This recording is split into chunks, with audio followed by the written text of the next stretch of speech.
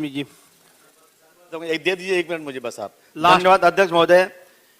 त्रिपुरा में मस्जिदों पर हमले हुए, कुछ वहां आपस में कुछ प्रॉब्लम हुआ, जिसकी वजह से महाराष्ट्र में एक बंद का ऐलान किया गया।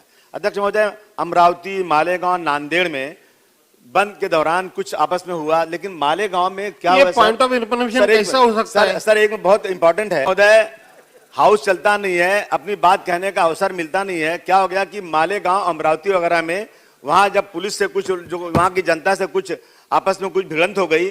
मैं समझता हूं कि अगर किसी ने पत्थर चलाया, किसी ने कुछ किया, तो उस पर सही केस होना चाहिए, परंतु लोगों के ऊपर 307 का केस लगा और कोई ऐसा वहां पर मामला नहीं हुआ है कि अटेम्प्ट टू मर्डर जैसा केस लगाया जाए। बहुत सारे गंभीर केसेस लगा करके, और इवन मालेगांव में क्या हुआ है कि 5-5 पुलिस स्टेशन में सेम केस, एक आदमी पे 5 पुलिस स्टेशन में सेम केस। मैं समझता हूं ये सुप्रीम कोर्ट से मना है।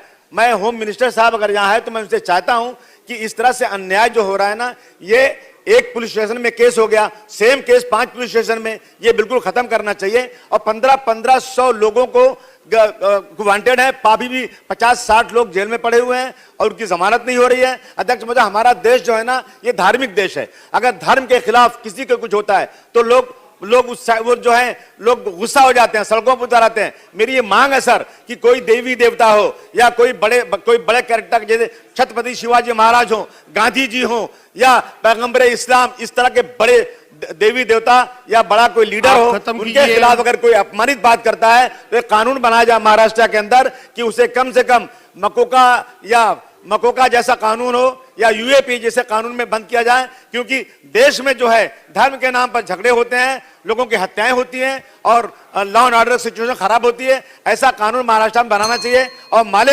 मालेगांव में जो लोग पे केसेस हुए, वो केसेस तुरंत विड्रॉ होना चाहिए जो गलत तरीके से लगाए गए हैं। धन्यवाद।